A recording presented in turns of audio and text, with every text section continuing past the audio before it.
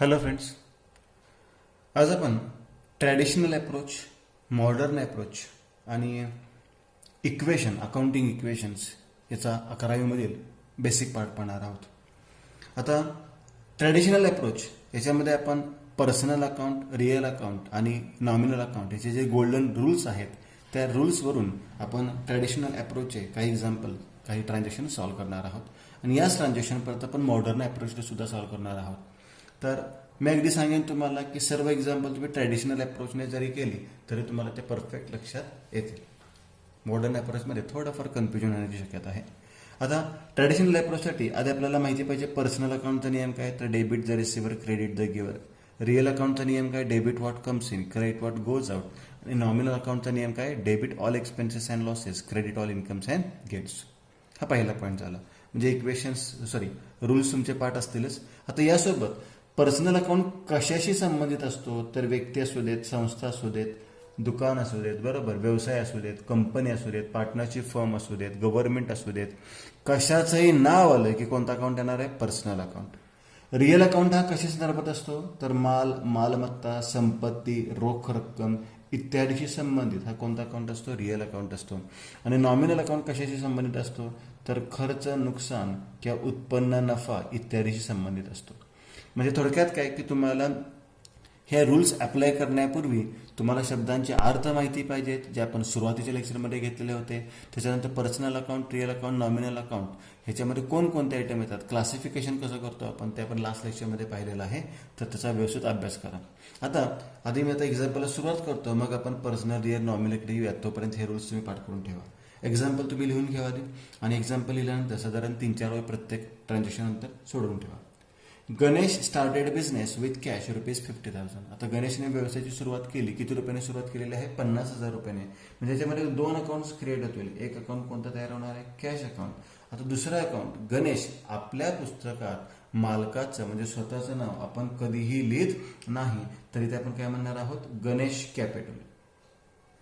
Ganesh capital account लक्षात घ्या, Ganesh capital account.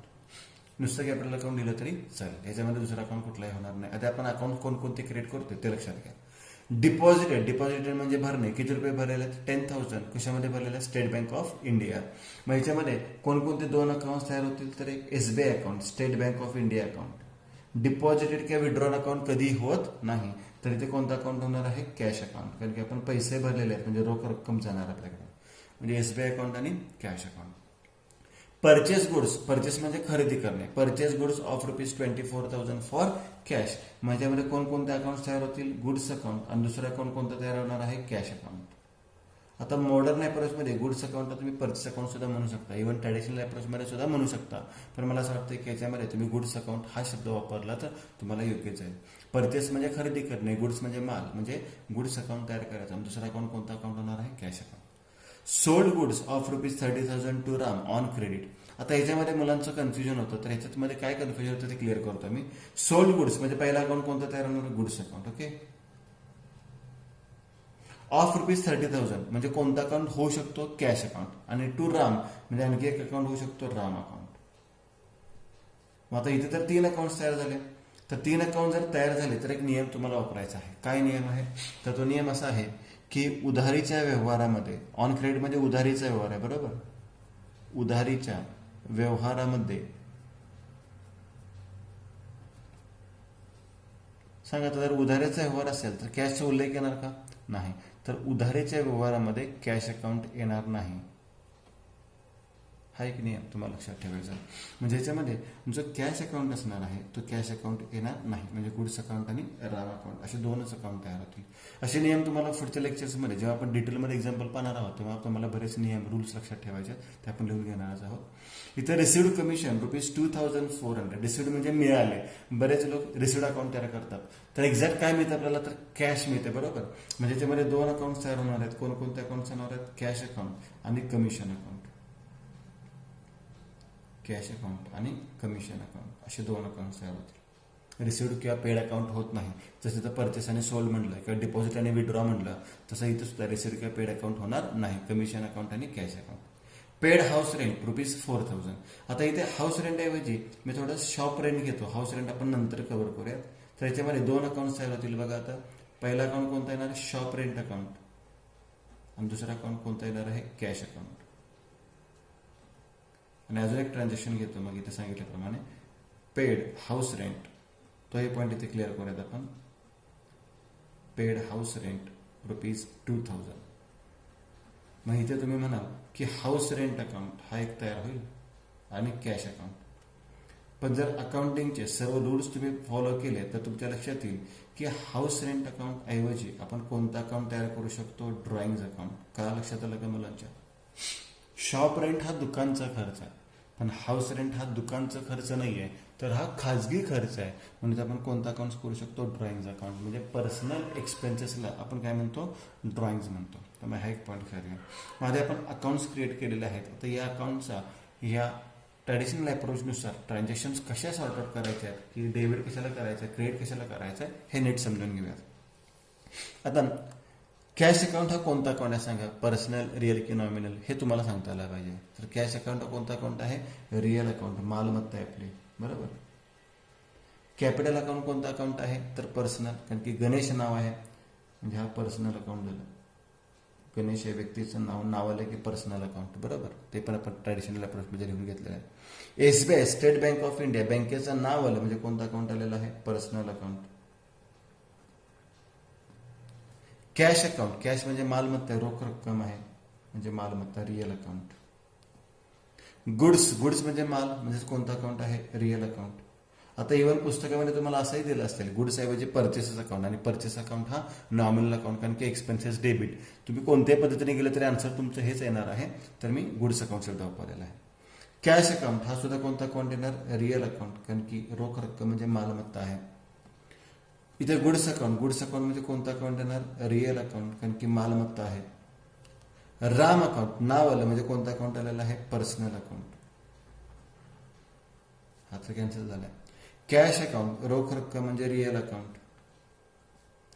Commission account, आता कमिशन पर्सनल आहे, रिअल आहे का नॉमिनल आहे, तर लक्षात घ्या खर्च किंवा उत्पन्न असेल तर कोणता अकाउंट असतो, नॉमिनल अकाउंट. म्हणजे कमिशन अकाउंट हा नॉमिनल अकाउंट आहे. शॉप रेंट अकाउंट, दुकान भाडे, दुकान भाडे खर्च आहे म्हणजे कोणता अकाउंट येणार, नॉमिनल अकाउंट. आणि कॅश अकाउंट हा कोणता अकाउंट आहे, रिअल अकाउंट. बघा व्यवस्थित लक्षात घ्या. पहिल्यांदा तुम्हाला त्याचं क्लासिफिकेशन करता आलं पाहिजे, कोणता अकाउंट पर्सनल आहे, कोणता रिअल, कोणता नॉमिनल. लास्ट एक्झाम्पलमध्ये आपण त्याचा होमवर्क सुद्धा पाहिलेला होता. आता इथे थोडंसं कन्फ्युजन आहे, ते क्लिअर करतो मी. हाऊस रेंट अकाउंट, जर हाऊस रेंट तुम्ही विचार केला तर तो कोणता अकाउंट आला, नॉमिनल अकाउंट, कारण की खर्च उत्पन्न आहे. पण हा व्यवसायाचा खर्च नाही, खाजगी खर्च आहे. म्हणून ड्रॉइंगला तुम्ही काय म्हणू शकता, पर्सनल अकाउंट सुद्धा म्हणू शकता, पर्सनल अकाउंट. जर तुम्हाला हे कन्फ्युज झालंच, कळलंच नाही, तर तुम्ही नॉमिनल अकाउंट म्हटलं तरी चालेल, काही हरकत नाही. तुमचं एक्झाम्पल बरोबरच येणार आहे, त्याच्यामध्ये कुठलीही मिस्टेक होणार नाही. आणि कॅश अकाउंट माहिती आपल्याला, कॅश अकाउंट कोणता अकाउंट आहे, रिअल अकाउंट आहे. चला आता हा तर पार्ट कंप्लीट केला आपण. आता debit the receiver, credit the giver, debit what comes in, credit what goes out, debit all expenses and losses, credit all incomes and gains. हे रूल्स आपण इथे अप्लाय करणार आहोत. पण अप्लाय करताना एक लक्षात घ्यायचं आहे, जर पर्सनल अकाउंट आला तर रिसिव्हर गिव्हर हाच नियम अप्लाय करायचा, रूल अप्लाय करायचा. जर रिअल अकाउंट आला तर कम्स इन गोज आउट हाच रूल अप्लाय करायचा. आणि जर नॉमिनल अकाउंट आला तर एक्सपेन्सेस लॉसेस, इन्कम्स अँड गोन्स हाच रूल्स तुम्हाला अप्लाय करायचा आहे. रिअल अकाउंटमध्ये पर्सनलचा किंवा नॉमिनलचा अप्लाय करायचा नाही. तर लक्षात घ्या. मी पहिला येतो कॅश अकाउंटकडे, कोणता अकाउंट आहे, रिअल अकाउंट. रिअल अकाउंटचा फक्त या दोन्हीपैकी एक रूल अप्लाय करायचा आहे, comes in or goes out. आता Ganesh started business with cash ₹50,000. गणेशने व्यवसायात रक्कम गुंतवली म्हणजे गणेशकडून रक्कम गेली. तर मला एक सांगा, आपण एंटिटी कन्सेप्ट पाहिलेले आहे किंवा आपण अकाउंटिंगचे सुरुवातीचे टर्म्स पाहिलेले आहेत. आपण अकाउंटिंग गणेशचं करणार आहे का गणेशच्या बिझनेसचं करणार आहे, हे आधी क्लिअर करा. कोणाचं करतो सांगा अकाउंटिंग, तर अकाउंटिंग आपण कोणाचं करतो, बिझनेसचं करतो. गणेशने रक्कम व्यवसायात गुंतवणूक केली, मग आपण बिझनेस पॉइंट ऑफ व्ह्यूने विचार करूया. बिझनेस काय म्हणणार, गणेशकडून रक्कम मिळाली म्हणजे कॅश कम्स इन की गोज आउट येणार, तर कॅश कम्स इन येणार, कॅश कम्स इन. आणि कॅश कम्स इन आणि डेबिट व्हॉट कम्स इन, म्हणजे कोणता नियम अप्लाय झालाय, कम्स इनचा. म्हणून कॅश अकाउंटला काय होणार आहे, डेबिट होणार आहे. बघा परत एकदा लक्षात घ्या, गणेशने व्यवसायात रक्कम गुंतवली, आपण बिझनेस अकाउंटिंग करतोय, व्यवसायाचं अकाउंटिंग करतोय, व्यवसाय काय म्हणणार, गणेशकडून रक्कम मिळाली म्हणजे कॅशला काय म्हणणार, कम्स इन, आणि कम्स इन असेल तर डेबिट. बरोबर. आता गणेश कॅपिटल अकाउंट हा कोणता अकाउंट आहे, पर्सनल अकाउंट. पर्सनल अकाउंटच्या नियमाप्रमाणे काय चेक करूया, रिसिव्हर और गिव्हर. आता मला सांगा, गणेशने व्यवसायात रक्कम गुंतवली म्हणजे गणेश रिसिव्हर आहे का गिव्हर आहे, म्हणजे मिळणार आहे का देणार आहे. तर गणेशने रक्कम व्यवसायात दिलेली आहे म्हणजे गणेश कोण आहे, देणार आहे. देणार म्हणजे रिसिव्हर का गिव्हर, तर गिव्हर. आणि गिव्हर असेल तर त्याला आपण काय करतो, क्रेडिट. Credit the giver. म्हणजे एका अकाउंटला डेबिट झालं की दुसऱ्या अकाउंटला कंपल्सरी काय होणार आहे, क्रेडिट काय होणार आहे. Every debit has equal or corresponding credit. हा पॉईंट इथे, हा नियम तुम्हाला इथे लक्षात येईल. आता याच्यानंतर deposit rate ₹10,000 into SBI. State बँकेमध्ये आपण 10,000 रुपये भरले. दोन अकाउंट्स आहेत, SBI अकाउंट आणि कॅश अकाउंट. SBI अकाउंट हा कोणता अकाउंट आहे, पर्सनल. मग रिसिव्हर आहे का गिव्हर आहे चेक करूया. मला सांगा, तुम्ही बँकेत जाऊन पैसे भरले, मग बँक रिसिव्हर असणार का गिव्हर असणार. बघा, तुम्ही पैसे बँकेत भरलेत म्हणजे बँक कोण असणार आहे, रिसिव्हर असणार आहे. आणि रिसिव्हर असेल तर त्याला आपण काय करतो, डेबिट करतो. म्हणजे bank is the receiver. State bank of India is receiver म्हणून बँक अकाउंटला काय केलं, डेबिट केलेलं आहे. आता कॅश अकाउंट कोणता अकाउंट आहे, रिअल अकाउंट. रिअल अकाउंटचा नियम चेक करा, comes in or goes out. पुन्हा एकदा ट्रान्झॅक्शन वाचतो, बँकेमध्ये पैसे भरले म्हणजे पैसे, आता कॅशचा विचार करतो ना आपण, मग पैसे येणार की जाणार, कम्स इन की गोज आउट. बँकेत पैसे भरले म्हणजे कॅश काय येणार, जाणार. जाणार म्हणजे काय लिहिणार आपण, गोज आउट. आणि गोज आउट असेल तर त्याला आपण काय करणार आहोत, क्रेडिट करणार आहोत. म्हणजे या पद्धतीने SBIला डेबिट झालं आणि कॅश अकाउंटला काय झालेलं आहे, क्रेडिट झालेलं आहे. पुढचे ट्रान्झॅक्शन पाहूया, purchase goods of ₹24,000 for cash. खूप सिंपल आहे, रोखीने माल खरेदी केला. आता दोन्हीही गुड्स अकाउंट आणि कॅश अकाउंट दोन्ही कोणते अकाउंट आहेत, तर रिअल अकाउंट आहेत. मग दोन्हीसाठी हाच नियम लागू होणार आहे. मग सिंपल आहे, मला सांगा, माल खरेदी केला रोखीने म्हणजे काय येणार आणि काय जाणार. तर सिंपल आहे, माल येणार म्हणजे गुड्स येणार आणि कॅश जाणार. म्हणजे गुड्स अकाउंटला रिअल अकाउंट लिहिलं तुम्ही, तिथे काय लिहिणार, कम्स इन. आणि कम्स इन कशाला करतो आपण, डेबिट असेल तर. आणि कॅशला काय लिहिणार आपण, गोज आउट. आणि गोज आउट केव्हा लिहितो आपण, जर क्रेडिट असेल. Simple transaction. आता ही थोडीशी डिफरंट ट्रान्झॅक्शन आहे, थोडीशी वेगळी ट्रान्झॅक्शन आहे. कोणती ट्रान्झॅक्शन आहे, sold goods of ₹30,000 to Ram on credit. याच्यामध्ये दोन अकाउंट्स आहेत, गुड्स आणि राम. कॅश अकाउंट का कॅन्सल झाला, तर उधारीच्या व्यवहारामध्ये कॅश अकाउंट येणार नाही. आता त्याच्यामध्ये गुड्स अकाउंट रिअल अकाउंट आहे, मग कम्स इन की गोज आउट चेक करा. सोल्ड गुड्स म्हणजे माल विक्री केला. सांगा, एखाद्या व्यक्तीला आपण माल विक्री केल्यानंतर माल येणार की जाणार, तर डेफिनेटली माल जाणार. जाणार म्हणजे काय लिहिणार आपण, गोज आउट. आणि गोज आउट म्हणजे काय, क्रेडिट. आता इथे असं समजू नका की पहिला अकाउंट आहे तो डेबिटच आहे, मग इथे डेबिट असं काही नाही आहे. पहिला अकाउंट आपण कोणताही अजून केलेला आहे, गृहीत धरलेला आहे, तो डेबिट होऊ शकतो किंवा क्रेडिट होऊ शकतो. पण एक अकाउंट डेबिट आला की दुसरा काय झाला पाहिजे, क्रेडिट झाला पाहिजे. आता दुसरा अकाउंट कोणता आहे, राम अकाउंट. राम अकाउंट कोणता अकाउंट आहे, पर्सनल अकाउंट. मग रिसिव्हर ऑर गिव्हर याच्यावरून आपण पर्सनल अकाउंट प्रमाणे रिसिव्हर ऑर गिव्हरवरून आपण डेबिट आणि क्रेडिट ठरवणार आहोत. आता राम यांना माल विक्री केला आपण. बघा, परत एकदा रिपीट करतो, राम यांना माल विक्री केला म्हणजे राम रिसिव्हर असणार का गिव्हर असणार, तर डेफिनेटली तो कोण असणार आहे, रिसिव्हर असेल. आणि रिसिव्हर असेल तर त्याला काय होणार आहे, डेबिट होणार आहे. कारण की रामला माल मिळाला, राम रिसिव्हर आहे. म्हणजे इथे राम अकाउंटला डेबिट झालं आणि गुड्स अकाउंटला काय झालेलं आहे, क्रेडिट झालेलं आहे. पुढची ट्रान्झॅक्शन आहे, रिसिव्ड कमिशन ₹2,400. बघा, कमिशन म्हणजे दलाली किती रुपये मिळाले, ₹2,400 मिळाले. दोन अकाउंट आहेत, कॅश अकाउंट आणि कमिशन अकाउंट. आता कॅश आणि कमिशन, कॅश कोणतं अकाउंट आहे, रिअल अकाउंट. रिअल अकाउंट प्रमाणे कम्स इन की गोज आउट चेक करा. दलाली ₹2,400 मिळाले म्हणजे कॅश येणार की जाणार, तर डेफिनेटली येणार, कम्स इन. आणि कम्स इन असेल तर त्याला आपण काय करतो, डेबिट करतो. कारण की दलालीचे पैसे मिळाले म्हणजे रोख रक्कम येणार, कॅश कम्स इन म्हणून डेबिट. आता कमिशन अकाउंट कोणतं अकाउंट आहे, नॉमिनल अकाउंट आहे. Debit all expenses and losses, credit all incomes and gains. मला सांगताय का, कमिशन आता असं फिक्स करू नका की कमिशन इन्कम आहे का एक्सपेन्सेस. मी तुम्हाला सांगितलं, रिसिव्ड शब्द असेल तर इन्कम आणि पेड शब्द असेल तर एक्सपेन्सेस. लक्षात घ्या, रिसिव्ड शब्द असेल तर इन्कम आणि पेड शब्द असेल तर एक्सपेन्सेस. मग इथे आपल्याला दलाली कमिशन मिळालेलं आहे, मग इथे कमिशन मिळालं म्हणजे आपलं काय झालं, इन्कम. आणि इन्कम असेल तर काय करतो, क्रेडिट करतो. मग incomes and gains, incomes and gains म्हणजे इथे आपण काय करणार आहोत, क्रेडिट करणार आहोत. सिंपल ट्रान्झॅक्शन आहे. ही पण सिंपल ट्रान्झॅक्शन आहे. Paid shop rent ₹4,000. आता शॉप रेंट अकाउंट आणि कॅश अकाउंट असे दोन अकाउंट तयार झाले. शॉप रेंट अकाउंट कोणतं आहे? नॉमिनल. आता जस्ट सांगितलं नॉमिनल अकाउंट म्हणजे expenses and losses, incomes and gains. हे चेक करण्यासाठी खर्च आहे का उत्पन्न कशावर ठरवतं? रिसिव्ह असेल तर इन्कम आणि पेड असेल तर खर्च. मग शॉप रेंट म्हणजे दुकान भाडे दिले म्हणजे आपला काय झालं? खर्च. आणि खर्च असेल एक्सपेन्सेस अँड लॉसेस तर त्याला काय करतो आपण? डेबिट. म्हणजे शॉप रेंट काय आहे? एक्सपेन्सेस अँड लॉसेस, आणि म्हणून त्याला आपण काय करणार आहोत? डेबिट करणार आहोत. दुकान भाडे दिले, दुकान भाडे खर्च आहे म्हणून डेबिट दाखवला. कॅश अकाउंट रिअल अकाउंट आहे. आता रिअल अकाउंटचा नियम कम्स इन किंवा गोज आउट. सांगा आता कॅश येणार की जाणार? दुकान भाडे दिला कॅश जाणार. जाणार म्हणजे काय येणार? Goes out. आणि गोज आउट म्हणजेच काय करणार आहोत आपण? क्रेडिट करणार आहोत. म्हणजे इथे शॉप रेंटला डेबिट आणि कॅश अकाउंटला काय झालेलं आहे? क्रेडिट. आता इथे पेड हाऊस रेंट ₹2,000. जर चुकून तुम्ही हाऊस रेंट अकाउंटला नॉमिनल अकाउंट लिहिलं तरी सुद्धा एंट्री तुमची बरोबर येईल. हे एक्सप्लेनेशन तुमचं कदाचित चुकेल पण तुमची एंट्री बरोबर येणार आहे. तर त्याआधी मी ते चुकीचं काय असेल तुम्ही लिहिणार असाल ते एक्सप्लेन करतो आणि आपल्याला बरोबर काय लिहायचं आहे ते एक्सप्लेन करतो. समजा तुम्ही हाऊस रेंट अकाउंट लिहिलं तर हाऊस रेंट अकाउंट कोणतं येणार? नॉमिनल अकाउंट येणार, कारण की खर्च उत्पन्न बरोबर. आणि भाडं दिलेलं आहे म्हणजे खर्च म्हणजे एक्सपेन्सेस म्हणजे काय होणार? डेबिट. आणि कॅश हा रिअल अकाउंट आहे आणि खर्चाचे पैसे दिले म्हणजे कॅश गोज आउट म्हणजे क्रेडिट होणार आहे. नंतर तुम्ही असं लक्षात ठेवू शकता की हाऊस रेंट अकाउंट कोणता? ड्रॉइंग अकाउंट आहे म्हणजे तुम्ही ड्रॉइंग अकाउंटला डेबिट म्हणू शकता. तर आता आपण हाऊस रेंटपेक्षा ड्रॉइंग अकाउंटचा उल्लेख करूयात.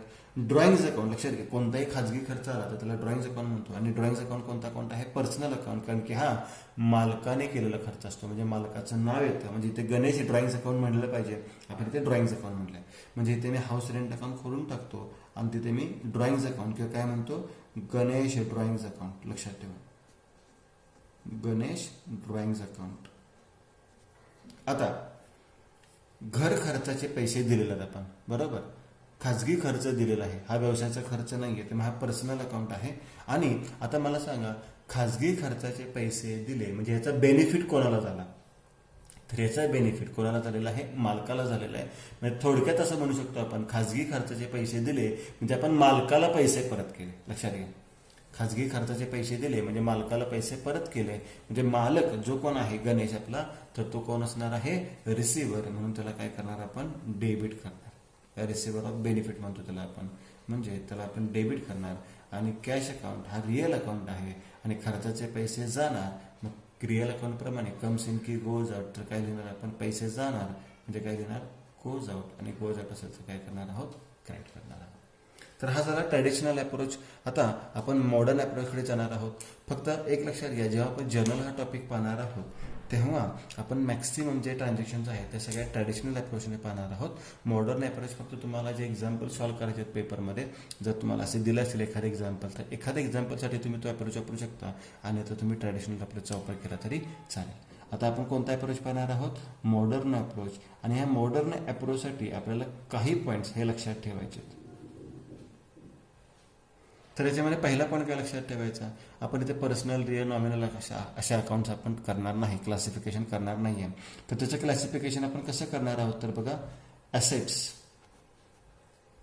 Liabilities, capital. आता लायबिलिटी आणि कॅपिटल नॉर्मली एकच असतं पण आपण सेपरेट दाखवतोय. एक्सपेन्सेस आणि लॉसेस असं क्लासिफिकेशन आपण करणार. तर याच्यामध्ये एक तुम्हाला नियम लक्षात ठेवायचा आहे. कोणता नियम लक्षात ठेवायचा आहे? बघा, ॲसेट किंवा एक्सपेन्सेस, सॉरी इथं लॉसेस म्हणू नका, इथं इन्कम्स म्हणा, कारण की लॉसेस आणि एक्सपेन्सेस एकच असतात. इथं इन्कम म्हणा. ॲसेट्स, एक्सपेन्सेस किंवा लॉसेस, ठीक आहे. हे जर इन्क्रीज झाले, हे जर काय झाले? इन्क्रीज, तर काय करायचं असतं? डेबिट. आणि हे जर डिक्रीज झाले, हे जर डिक्रीज झाले तर काय करायचं असतं? Credit. Asset, expenses and losses बरोबर. इन्क्रीज झाले की डेबिट, डिक्रीज झाले की क्रेडिट. याच्या उलट आता राहिलं काय? लायबिलिटी आणि कॅपिटल. याच्या उलट राहिलं काय आता? लायबिलिटी आणि कॅपिटल. हे उलट आलं त्याच्या.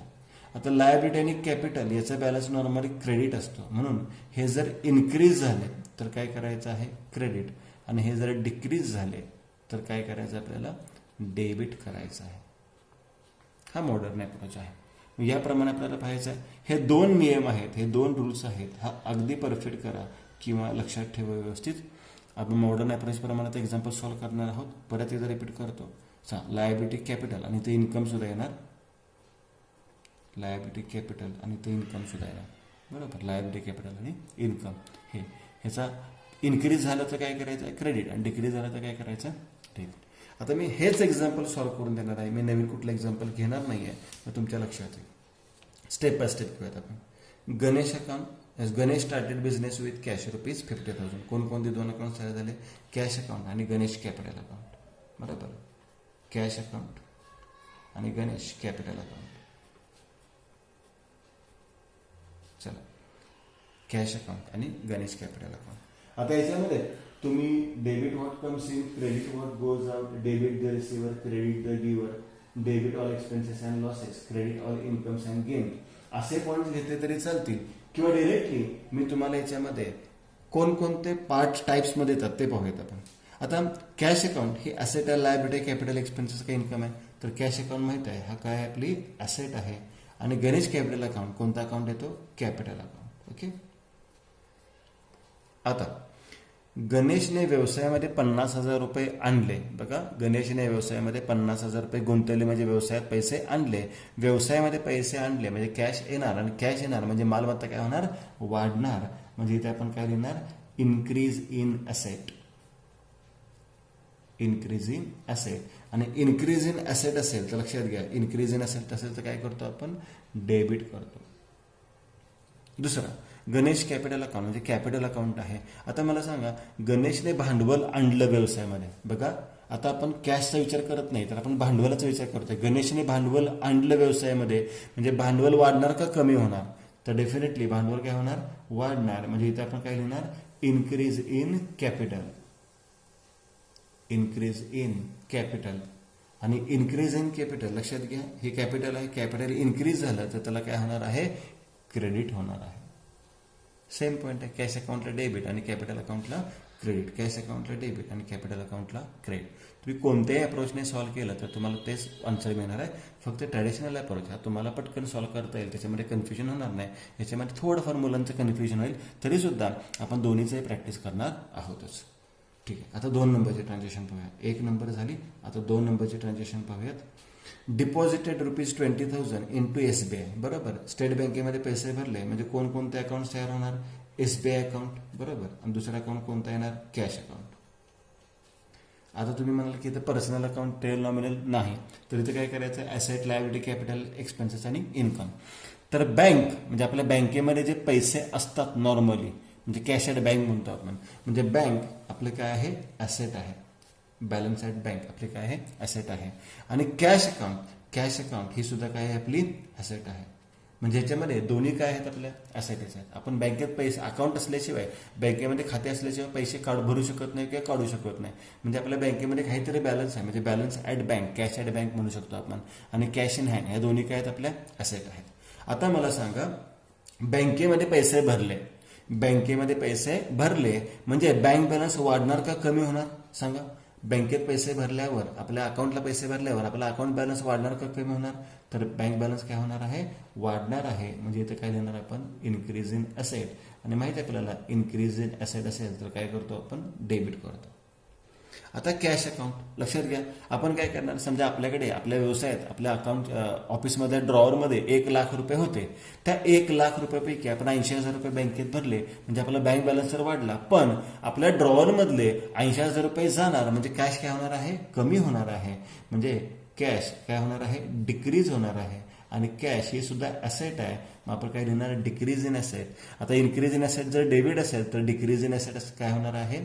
क्रेडिट होणार आहे. म्हणजे ते SBIला डेबिट होणार, कॅश अकाउंटला क्रेडिट होणार. SBIला डेबिट झाले, कॅश अकाउंटला काय झालेलं आहे?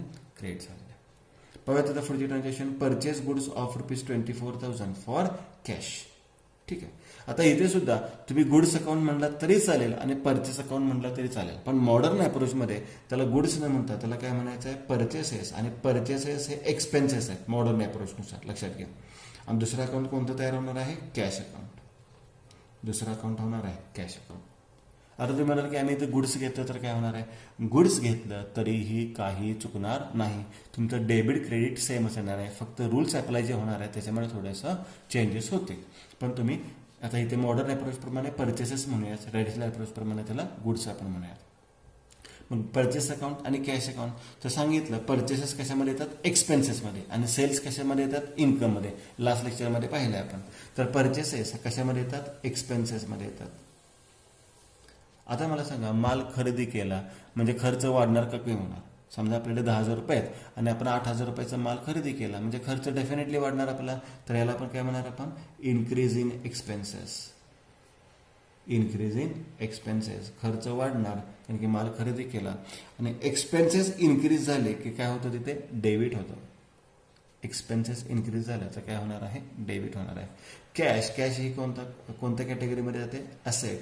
आता मला सांगा, रोखीने माल खरेदी केला म्हणजे पैसे येणार का जाणार, म्हणजे मालमत्ता वाढणार का कमी होणार, मालमत्ता म्हणजे कॅश कमी होणार, म्हणजे इथे आपण काय देणार, decrease in asset. Decrease in asset म्हणजे कॅश म्हणजे मालमत्ता काय झाली, कमी झाली, मग डिक्रीज इन असेट असेल तर त्याला काय होणार आहे, क्रेडिट होणार आहे. डिक्रीज इन असेटला काय होणार आहे, क्रेडिट होणार आहे. चेक करू शकता, गुड्स म्हणजे परचेसला डेबिट, गुड्स म्हणजे परचेसला डेबिट, कॅशला काय झालेलं आहे, क्रेडिट झालेलं आहे. आता याच्यानंतर आता हा जरा पॉईंट बाजूला ठेवतो म्हणजे तुमच्या लक्षात येईलच, थोडंसं हे तुम्हाला लक्षात राहावं म्हणून मी ते ठेवतो. ठीक आहे. आता चौथी ट्रान्झॅक्शन्स पाहूया. चौथी ट्रान्झॅक्शन काय, sold goods of ₹30,000 to Ram on credit, आणि सांगितलं उधारीच्या व्यवहारामध्ये कॅश अकाउंट येत नाही, म्हणजे याच्यामध्ये सोल्ड गुड्स म्हणजे गुड्स अकाउंट म्हणजे सेल्स अकाउंट म्हणूयात आणि राम अकाउंट म्हणूयात. सेल्स अकाउंट आणि राम अकाउंट दोन अकाउंट तयार झाले. ठीक आहे.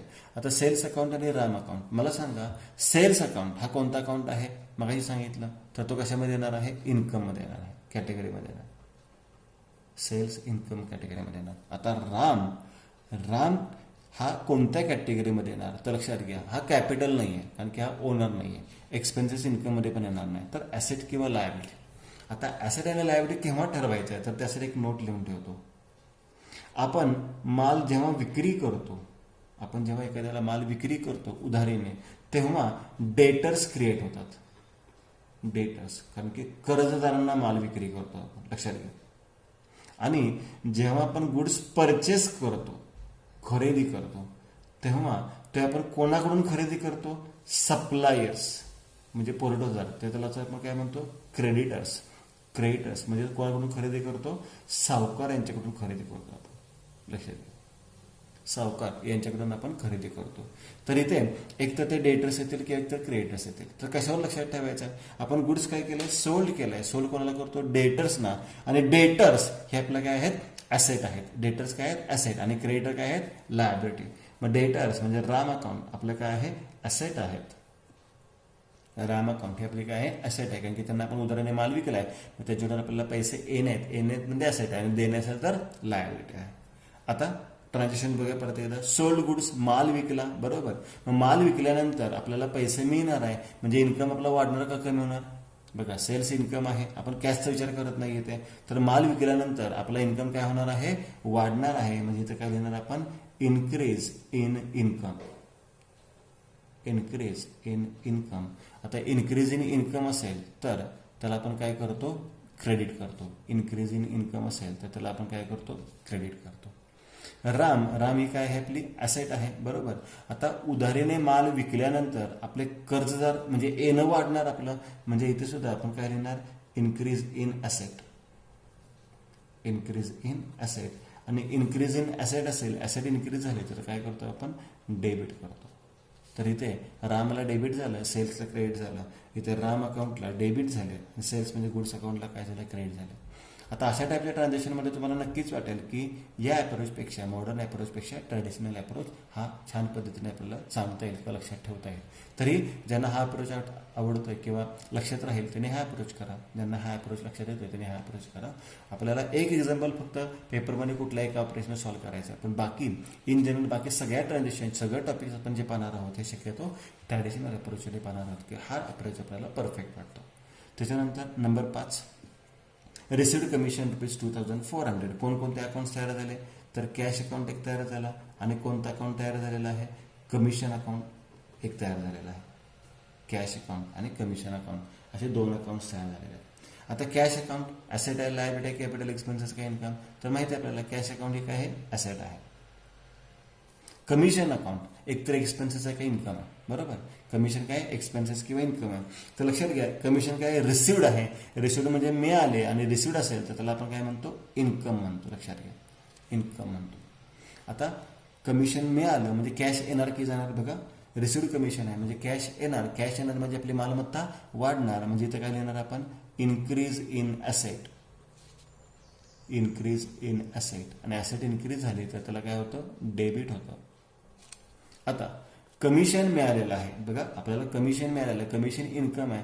मला सांगा कमिशन मिळाल्यानंतर इन्कम मिळाल्यानंतर इन्कम वाढणार का कमी होणार. आता कॅशचा विचार करायचा आणि इन्कमचा विचार करायचा. इन्कम मिळाल्यानंतर इन्कम काय होणार, वाढणार, म्हणजे काय लिहिणार आपण, इन्क्रीज इन इन्कम. आता इन्क्रीज इन इन्कम असेल तर इन्कम इथे आहे बघा, इन्क्रीज असेल तर त्याला काय करतो आपण, क्रेडिट करतो. त्याच्यानंतर आता 6 नंबरची हे एक्सप्लेनेशन तुम्ही चेक करू शकता हवं तर. 6 नंबरची पेड शॉप रेंट म्हणजे कोणकोणते अकाउंट तयार होणार आहेत, शॉप रेंट अकाउंट एक तयार होणार आणि दुसरा अकाउंट कोणता तयार होणार आहे, कॅश अकाउंट एक तयार होणार आहे. शॉप रेंट अकाउंट आणि कॅश अकाउंट, बरोबर. आता शॉप रेंट पेड केले म्हणजे काय आपला एक्सपेन्सेस.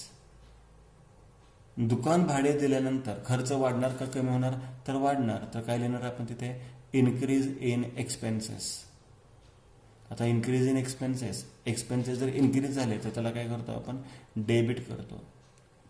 आणि कॅश अकाउंट, हा कॅश अकाउंट कोणत्या कॅटेगरीमध्ये येतो, ॲसेट कॅटेगरीमध्ये येतो, मालमत्ता आहे आपली, बरोबर. आता दुकान भाडं दिलं म्हणजे पैसे जाणार म्हणजे मालमत्ता वाढणार का कमी होणार, कमी होणार. पैसे जाणार म्हणजे कमी होणार, डिक्रीज इन ॲसेट. आता डिक्रीज इन ॲसेट चेक करा, ॲसेट डिक्रीज झाली तर त्याला काय होणार आहे, क्रेडिट होणार आहे. आणि आता शेवटची नंबर 7, पेड हाऊस रेंट ₹2000 आणि सांगितले हाऊस रेंटला आपण काय म्हणतो, ड्रॉइंग्स म्हणतो, गणेश ड्रॉइंग्स. कारण की खाजगी खर्च आला की ड्रॉइंग्स अकाउंट येतो, लक्षात घ्या. आणि दुसरा अकाउंट कोणता अकाउंट येणार आहे, कॅश अकाउंट येणार आहे. आता गणेश ड्रॉइंग्स अकाउंट, ड्रॉइंग्स कोणत्या कॅटेगरीमध्ये येतो सांगता येईल का, asset, liability, capital expenses, income. अगदी थेअरीमध्ये म्हणजे टर्मिनॉलॉजीमध्ये पण तुम्हाला सांगितलेलं आहे किंवा मॉडर्न अप्रोचमध्ये सुद्धा सांगितलेलं आहे. ड्रॉइंग्स कशामध्ये येतो, कॅपिटल कॅटेगरीमध्ये येतो. कारण की ड्रॉइंग हे कॅपिटलच्या बरोबर उलट असते. म्हणजे तुम्हाला मी सांगितलं होतं की ड्रॉइंग्स नेहमी कॅपिटलमधून लेस करतात, कारण की ड्रॉइंग्समुळे आपलं भांडवल कमी होतं. म्हणजे आपण पैशात ₹50,000 गुंतवले आणि लगेच खाजगी खर्चासाठी ₹10,000 काढले तर आपलं कॅपिटल 50 ऐवजी किती होणार, 40 होणार. म्हणजे ड्रॉइंगमुळे कॅपिटल नेहमी काय होतं, कमी होतं. म्हणजे इथे काय लिहिणार आपण, decrease in capital, decrease in capital. आता डिक्रीज इन कॅपिटल, तर डिक्रीज इन कॅपिटल चेक करूयात. कॅपिटल डिक्रीज झाले म्हणजे काय होणार आहे, डेबिट होणार आहे. म्हणजे ड्रॉइंग्स अकाउंटला डेबिट होणार आहे. आणि कॅश अकाउंट, कॅश कोणत्या कॅटेगरीमध्ये येतो, ॲसेट कॅटेगरीमध्ये येतो. आता व्यवसायातून पैसे गेलेले आहेत, बरोबर. हाऊस रेंट पेड केलं म्हणजे व्यवसायातून पैसे गेले म्हणजे ॲसेट वाढणार का कमी होणार, पैसे येणार की जाणार, तर जाणार. ॲसेट काय होणार, डिक्रीज, म्हणजे डिक्रीज इन ॲसेट. आणि डिक्रीज इन ॲसेट असेल तर ॲसेट डिक्रीज झाली तर त्याला काय होणार आहे, क्रेडिट होणार आहे. म्हणजे याप्रमाणे आपल्याला मॉडर्न अप्रोचचं एक्झाम्पल लक्षात ठेवायचं आहे. मग मॉडर्न अप्रोचसाठी तुम्हाला आधी कॅटेगरीज लक्षात ठेवायला पाहिजेत, ॲसेट कोणत्या, लायबिलिटी कोणत्या, कॅपिटल एक्सपेन्सेस, इन्कम. लास्ट लेक्चरमध्ये तो पॉईंट आपण पाहिलेला आहे, जर पाहिलं नसेल तर लास्ट लेक्चर पहा. आणि ॲसेट्स, एक्सपेन्सेस, लॉसेस इन्क्रीज झाले की डेबिट, डिक्रीज झाले की credit. Liability, capital, income increase झाले की क्रेडिट, डिक्रीज झालं की डेबिट. आता ज्या मुलांना हे पटकन पाठ होणार नाही, लक्षात होणार नाही, लक्षात राहणार नाही, त्यांच्यासाठी एक नियम लिहून देतो आणि हा नियम लक्षात ठेवा. काय नियम आहे, तर सिंपल नियम आहे. ॲसेट किंवा एक्सपेन्सेस याचा बॅलन्स डेबिट असतो, ठीक आहे. याचा बॅलन्स काय असतो, डेबिट असतो. म्हणजे इन्क्रीज झाले तर डेबिटच होणार, डिक्रीज झाले की काय होणार, क्रेडिट होणार. याच्या उलट लायबिलिटी, कॅपिटल आणि इन्कम लक्षात घ्या, या तिन्हीचा बॅलन्स काय असतो, क्रेडिट असतो.